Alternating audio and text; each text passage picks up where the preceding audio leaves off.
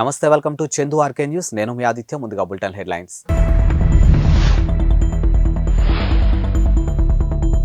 తెలంగాణ ప్రభుత్వం సలహాదారుల నియామకం ఉత్తర్వుల జారీ. ఐటీ రంగంలో భాగ్యనగరమే టాప్, ఇక ఐస్ప్రాట్ వ్యవస్థాపకులు.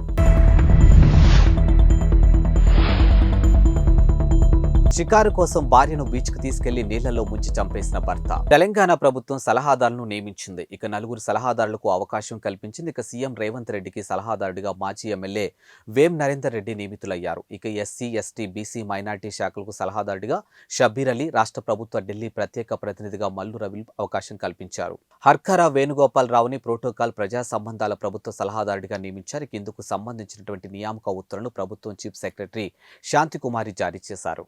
ఐటీ రంగంలో భాగ్యనగరం యావత్ దేశంలోనే అగ్రగామిగా ఉందని వివిధ రంగాలకు కార్యాలయ సంస్థలకు సమకూర్చే ఐస్ప్రౌట్ సంస్థ వ్యవస్థాపకులు సుందరి పాటిబట్ల శ్రీని తీర్థాల పేర్కొన్నారు. ఇక రాయదుర్గం నాలెడ్జ్ సిటీలో ఉన్నటువంటి 6వ ఆర్బిట్ ఐటీ భవనంలోకి 5 అంతస్తులు ఆ సంస్థ సరికొత్తగా తీర్చిదిద్దినటువంటి కార్యాలయ కేంద్రాన్ని శనివారం వారు ప్రారంభించారు. ఈ సందర్భంగా ఇరువురికి పలు విషయాలపై చర్చించారు. ఇక అమెరికా, ఇంగ్లాండ్లోని ఆర్థిక మాంద్యం భారత్పై ఎటువంటి ప్రభావం చూపదు. ఇక ఆ దేశాల బహుళ జాతి సంస్థల మానవ వనరులతో పాటు అన్ని సౌకర్యాలు అందుబాటులో ధరలు లభించే భారత్ వైపు చూస్తాయి. ఈ నేపథ్యంలో దేశంలో ఐటీ మరింత అభివృద్ధి సాధిస్తుందనడంలో సందేహం లేదు.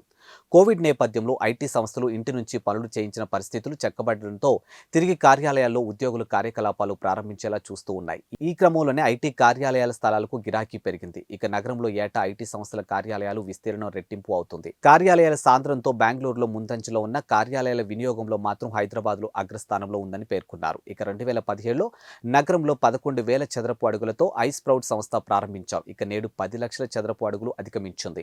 హైదరాబాద్తో పాటు బెంగళూరు, విజయవాడ, చెన్నై, పూణే కేంద్రాలు ఉన్నాయి. ఇక ఢిల్లీ, నోయిడా, ముంబై, కోలికతా, అహ్మదాబాద్కు విస్తరించనున్నాం. ఇక రాయదుర్గంలో కొత్తగా 2.5 లక్షల చదరపు అడుగుల్లో 5 అంతస్తుల్లో 4,000 సీట్లతో కేంద్రాన్ని ప్రారంభించాం. ఇక అందులో ఇప్పటికీ 60% స్థలాలు కార్యాలయాలు వచ్చాయి. ఈ ఏడాది చివరి నాటికి 50 కేంద్రాలు 2 లక్షల చదరపు అడుగులకు చేరుకోవడమే మా లక్ష్యమని పేర్కొన్నారు. ఇప్పటి వరకు 100 కోట్లు పెట్టుబడిగా పెట్టాం. ఇక మరో 200 కోట్ల పెట్టుబడులతో వ్యాపారాన్ని విస్తరిస్తున్నామని తెలియజేశారు. ఇక కనీసం 50 మంది ఉద్యోగులున్న సంస్థలకు కార్యాలయాలు అందజేస్తాం. ఇక 5% అంకుర సంస్థలకు అందజేస్తాం.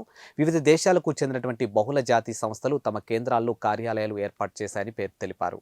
భార్యను సముద్రంలో ముంచి చంపేసిన దాన్ని ప్రమాదంగా చిత్రీకరించేందుకు ప్రయత్నించిన ఓ లగ్జరీ హోటల్ మేనేజర్ ఇప్పుడు తీరిగ్గా కటకటాలు లెక్క పెట్టుకుంటూ ఉన్నాడు.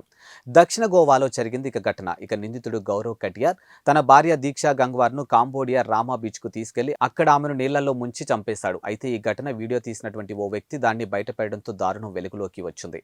శుక్రవారం మధ్యాహ్నం దీక్షా గంగ్వార్ మృతదేహాన్ని పోలీసులు బీచ్ వద్ద స్వాధీనం చేసుకున్నారు. ఇక దీక్షతో వివాహేతర సంబంధం నెరిపినటువంటి కటియార్ ఏడాది క్రితమే ఆమెను వివాహం చేసుకున్నాడు. ఇక శుక్రవారం షికారు కోసమని భార్యను తాను పనిచేస్తున్నటువంటి హోటల్ సమీపంలో ఉన్నటువంటి బీచ్కు తీసుకెళ్లి కటియార్ అక్కడ ఆమెను నీళ్లలో ముంచి చంపేశాడు. ఇక ఆ తర్వాత తన భార్య ప్రమాదవశాత్తు నీళ్లలో మునిగి చనిపోయిందని నమ్మించే ప్రయత్నం చేశాడు. అయితే స్థానికుడు ఒకడు ఈ ఘటనను చిత్రీకరించడంతో అతని నేరం వెలుగులోకి వచ్చింది. కటియార్, దీక్ష ఇద్దరిది లక్నో అని పోలీసులు తెలిపారు. ఇక కేసు నమోదు చేసుకుని దర్యాప్తు చేస్తూ ఉన్నారు. ఇంటర్నేషనల్ లీగ్ T20 2024 టోర్నీలో భాగంగా శనివారం దుబాయ్ వేదికగా Mumbai Indians, Emirates Dubai Capitals మధ్య జరిగినటువంటి మ్యాచ్కు బాలీవుడ్ బాద్షా షారూక్ ఖాన్ హాజరయ్యాడు. దుబాయ్ ఇంటర్నేషనల్ స్టేడియంలో జరిగినటువంటి ఈ మ్యాచ్కు కింగ్ ఖాన్ స్టాండర్డ్లో నిలబడి క్రీడాకారులను ప్రోత్సహిస్తూ ఉన్నారు. ఇక సిక్సర్లు, బౌండరీలు వచ్చిన ప్రతిసారి చప్పట్లు చరుస్తూ హర్షాతిరేకులు వ్యక్తం చేశారు. షారూక్తో పాటు Dubai Capitals franchisee Kiran Reddy కూడా మ్యాచ్ను వీక్షించారు. ఇక ఈ దృశ్యాలను ప్రస్తుతం సామాజిక మాధ్యాల్లో వైరల్గాను మారాయి. ఇక షారూక్ ప్రస్తుతం అబుదాబి నైట్ రైడర్స్ ఫ్రాంచైజీ యజమానిగా ఉన్నారు. ఇక గత ఏడాది జరిగినటువంటి ఇంటర్నేషనల్ T20 లీగ్ తొలి ఎడిషన్ ప్రారంభ వేడుకలకు సైతం షారూక్ హాజరయ్యాడు. ఇక అబుదాబి నైట్ రైడర్స్ జట్టులో కోల్కతా నైట్ రైడర్స్ కు చెందినటువంటి ఆండ్రీ రస్సెల్, సునీల్ నరైన్ వంటి స్టార్ ఆటగాళ్లకు భాగమయ్యారు. ఇక తాజాగా మ్యాచ్లో Dubai capitals Mumbai Indians Emirates పై 7 వికెట్ల తేడాతో ఘన విజయం సాధించింది. Team India captain Rohit Sharma T20 career ముగిసినట్టే అనుకున్న అభిప్రాయాలు వ్యక్తమవుతూ ఉన్న వేళ ఆఫ్ఘనిస్తాన్ పై 3వ T20 మ్యాచ్లో అద్భుతమైన సెంచరీతో చెలరేగి అందరినీ ఆశ్చర్యపరిచాడు. తొలి 2 మ్యాచ్ల్లో డకౌట్ అయినప్పటికీ 3వ మ్యాచ్లో కేవలం 69 బంతుల్లో 121 పరుగులు బాదాడు. మ్యాచ్ టై కావడంతో సూపర్ ఓవర్ రూపంలో ఫలితం తేలగా సూపర్ ఓవర్లో కూడా హిట్ మ్యాన్ గా అదరగొట్టాడు. ఇక మ్యాచ్ అనంతరం ఇన్స్టాగ్రామ్ వేదికగా రోహిత్ శర్మ కొన్ని ఫోటోలు షేర్ చేశాడు. ఆస్వాదించాను అని ఈ క్యాప్షన్ ఇచ్చాడు. అయితే రోహిత్ శర్మ పోస్ట్ పై మాజీ ఆటగాడు సురేష్ రైనా ఆసక్తిగా స్పందించాడు. ఈ కారణం కారణంగానే all time greatest well done అని రైనా కామెంట్ చేశాడు. ఇక దీంతో ఈ కామెంట్ సోషల్ మీడియా వైరల్ గాను మారింది. టీ20 వరల్డ్ కప్ ను దృష్టిలో ఉంచుకుని దాదాపు 14 నెలల సుదీర్ఘ విరామం తర్వాత రోహిత్ శర్మ, విరాట్ కోహ్లీలు సెలెక్టర్లు ఆఫ్ఘనిస్తాన్ సిరీస్ కు ఎంపిక చేసిన విషయం తెలిసిందే. ఈ సిరీస్ లో రోహిత్ ఒక మ్యాచ్ గా రాణించగా కోహ్లీ చెప్పుకోదగ్గ ఇన్నింగ్స్ ఆడలేదు. ఇక దీంతో వీరిద్దరిని టీ20 ఫార్మాట్ కు ఎంపిక చేయడం అంత తెలివైన నిర్ణయం కాదని విమర్శలు వ్యక్తమవుతున్న విషయం తెలిసిందే. కిడ్నీ మార్పిడి, కీలు మార్పిడి, గుండె మార్పిడి వంటి శస్త్రచికిత్సల గురించి విన్నాం. కానీ హర్యానా రాష్ట్రం ఫరీదాబాద్లో అమృత ఆసుపత్రిలో 2 వ్యక్తులకు ఏకంగా చెయ్యి మార్పిడి ఆపరేషన్ చేసి విజయం సాధించింది. ఇలాంటి ఆపరేషన్ దేశంలో ఇదే మొదటిది. ఇక 10 ఏళ్ల క్రితం కిడ్నీ మార్పిడి చేయించుకున్నటువంటి 65 ఏళ్ల గౌతమ్ తయల్ తాజాగా చెయ్యి మార్పిడి ఆపరేషన్ చేయించుకుని ఆ ఘనత సాధించిన ప్రపంచంలోనే 2వ వ్యక్తిగా, దేశంలోని మొదటి వ్యక్తిగా రికార్డులకు ఎక్కారు. ఇక చెయ్యి మార్పిడి చేయించుకున్నటువంటి మరో కుర్రాడి వయసు 19 ఏళ్లు. ఈ 2 క్లిష్టతరమైనటువంటి ఆపరేషన్లు డిసెంబర్ చివరి వారంలో జరిగాయి. దాదాపు 17 గంటల పాటు జరిగినటువంటి ఆపరేషన్లు విజయవంతమైనట్లు వైద్యులు వెల్లడించారు. ఇక ఢిల్లీకి చెందినటువంటి గౌతమ్ తయాల్కు దశాబ్దం క్రితం కిడ్నీ ట్రాన్స్ప్లాంట్ జరిగింది. ఇక 2 ఏళ్ల క్రితం ఫ్యాక్టరీలో జరిగినటువంటి ప్రమాదంలో మణికట్టు పైనుంచి చేయిని కోల్పోవాల్సి వచ్చింది. తాజాగా ఆయనకు బ్రెయిన్ డెడ్ అయినటువంటి తానేకు చెందినటువంటి 40 ఏళ్ల వ్యక్తి చేయిని అమర్చారు. ఇక గౌతమ్ కోలుకుంటున్నారని, మరో వారంలో ఆయన్ను డిశ్చార్జ్ చేస్తామని ఆసుపత్రిలో ఉన్నటువంటి centre for plastic and reconstructive surgery వైద్యుడు డాక్టర్ మోహిత్ శర్మ తెలిపారు. అయోధ్య రామ మందిరంలో కొలువుదీరున్నటువంటి రామ్లల్లా విగ్రహాన్ని ఏటా శ్రీరామనవమి నాడు సూర్యుడు ముద్దాడనున్నాడు. దాదాపుగా 6 నిమిషాల పాటు గర్భగుడిలోని విగ్రహం నుదుట ప్రకాశించనున్నాడు. బాలరాముడికి సూర్యతిలకంగా మారనున్నాడు. ఇందుకోసం మందిర నిర్మాణంలో ప్రత్యేక ఏర్పాట్లు చేస్తున్నట్లు రామ జన్మభూమి ట్రస్ట్ తెలిపింది. సూర్యుడి సంచారం ఆధారంగా ఏటా శ్రీరామనవమి నాడు సూర్యతిలకం ఏర్పడేలా ప్రత్యేకమైన అద్దాలు అమర్చనున్నారు. ఇందుకోసం ఇండియన్ ఇన్స్టిట్యూట్ ఆఫ్ ఆస్ట్రోఫిజిక్స్ సాయం తీసుకున్నట్లు సమాచారం. ఇక మందిరం పూర్తయ్యాక 3వ అంతస్తు నుంచి సూర్యకిరణాలు గర్భగుడిలో విగ్రహంపై అది ఏడాదికి ఒక్కసారి మాత్రమే ప్రసరించేలా ఏర్పాట్లు చేస్తున్నట్లు ట్రస్ట్ పేర్కొంది. ఇక బాలరాముడికి సూర్యతిలకం వ్యవహరిస్తూ ఉన్నారు. ఏటా శ్రీరామనవమికి మధ్యాహ్నం 12 గంటలకు ఈ సూర్యతిలకం మొదలై 6 నిమిషాల పాటు బాలరాముడి విగ్రహం నుదుటిన ప్రకాశించనుంది. ఇక దీనికోసం సెంట్రల్ బిల్డింగ్ రీసెర్చ్ ఇన్స్టిట్యూట్ ప్రత్యేక వ్యవస్థను రూపొందించింది.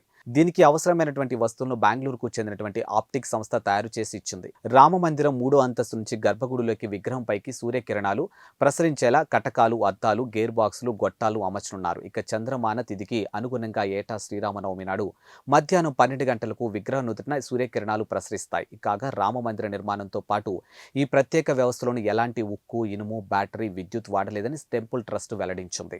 అయోధ్య శ్రీరామ మందిరం విషయంలో ఎంఐఎం ఎంపీ అసదుద్దీన్ ఓవైసీ చేసినటువంటి వ్యాఖ్యలు విశ్వ హిందూ పరిషత్ మండిపడింది. ఇక త్వరలోనే అసదుద్దీన్ కూడా రామనామం జపిస్తారని వ్యాఖ్యానించింది. శనివారం అసదుద్దీన్ కర్ణాటకలో పలు సంచలన వ్యాఖ్యలు చేసిన విషయం తెలిసిందే. ఇక బాబ్రీ మసీదును ఓ పద్ధతి ప్రకారం ముస్లింలకు దూరం చేశారని ఆయన వ్యాఖ్యానించారు. 1992లో మసీదును కూలగొట్టి ఉండకపోతే ముస్లింలు ఇలాంటి పరిస్థితి ఎదుర్కొనేవారు కాదని అభిప్రాయపడ్డారు. 500 ఏళ్ల పాటు బాబ్రీ మసీదులో ముస్లింలు నమాజ్ చేశారు. ఇక కాంగ్రెస్ నేత జీబీ పంత్ సీఎంగా ఉన్న కాలంలో మసీదులో విగ్రహాలు పెట్టారు. ఆ తర్వాత సీఎం మసీదును మూసేశారు. అనంతరం అక్కడ పూజలు ప్రారంభమయ్యాయి. ఇక విహెచ్పి ఏర్పాటైన కాలంలో అక్కడ రామ మందిరం లేనే లేదని ఓవైసీ చెప్పుకొచ్చారు. కాగా ఓవైసీ చేసిన వ్యాఖ్యలపై విహెచ్పి ప్రతినిధి బగ్గుమన్నారు. గత 500 సంవత్సరాల్లో మీ పూర్వీకులు ఎవరైనా అయోధ్యను సందర్శించారా? ఓవైసీ యూకేలో బారిస్టర్ చేశారు. మరి మసీదును రక్షించుకునేందుకు ఆయన కోర్టును ఎందుకు ఆశ్రయించలేదని ప్రశ్నించారు. ఇక ఈ ముస్లిం పార్టీ అర్థం చేసుకోవాల్సింది ఏంటంటే త్వరలోనే వీరు రామభక్తులుగా మారతారని, రామనామం జపిస్తారని ఆయన వ్యాఖ్యానించారు. దావోస్ నుంచి లండన్ కు చేరుకున్నటువంటి సీఎం రేవంత్ రెడ్డి అక్కడ బిజీగా గడుపుతూ ఉన్నాడు. ఇక లండన్ పర్యటనలో భాగంగా వివిధ కార్యక్రమాల్లో పాల్గొంటున్నారు. ఇక తాజాగా సీఎం రేవంత్ రెడ్డి స్మారక కేంద్రాలను సందర్శించారు. ఇక లండన్లో ప్రపంచ ప్రసిద్ధమైనటువంటి అత్యంత ప్రతిష్టాత్మకమైనటువంటి చారిత్రక కట్టడాలను, స్మారక కేంద్రాలను ఆయన సందర్శించారు. ఇక Big Ben, London Eye, Tower Bridge et al కట్టడాలను సీఎం తిలకించారు. ఇక ఆ దేశ పురోగతి, ఆర్థిక అభివృద్ధిలో ఈ పర్యాటక కేంద్రాల పాత్రను సీఎం అడిగి తెలుసుకున్నారు. తెలంగాణ భూముల రిజిస్ట్రేషన్ కోసం గతంలో అధికారంలో ఉన్నటువంటి కేసీఆర్ ప్రభుత్వం ధరణి పోర్టల్ను తీసుకొచ్చింది. అయితే ధరణి పోర్టల్పై మొదటి నుంచి తీవ్ర విమర్శలు చేస్తున్నటువంటి కాంగ్రెస్ పార్టీ ఆ ధరణి పోర్టల్ పారదర్శకంగా లేదని ఆరోపించింది. ఇక తాము అధికారంలోకి వస్తే ధరణి పోర్టల్ స్థానంలో భూమాత పోర్టల్ తీసుకొస్తామని ఎన్నికల వేళ హామీ ఇచ్చింది. అయితే తెలంగాణలో భూముల రిజిస్ట్రేషన్ కంటే ఏపీలో రిజిస్ట్రేషన్ విధానం చాలా బాగుందని ఇటీవలే తెలంగాణ మంత్రి పొన్నం ప్రభాకర్ తెలిపారు. కానీ బీజేపీ ఏపీ నేత సత్యకుమార్ మాత్రం దీనికి భిన్నమైన వాదన చేశారు. ధరణి కన్నా ఏపీలో ఉన్నటువంటి ల్యాండ్ టైటిల్ చట్టం 10 రెట్లు ప్రమాదకరమైందని ఆయన ఆరోపించారు. ఇవి ఇవాల్టి బులెటిన్ అప్డేట్స్. మరో బులెటిన్తో మళ్ళీ కలుద్దాం. అంతవరకు సెలవు. నమస్కారం.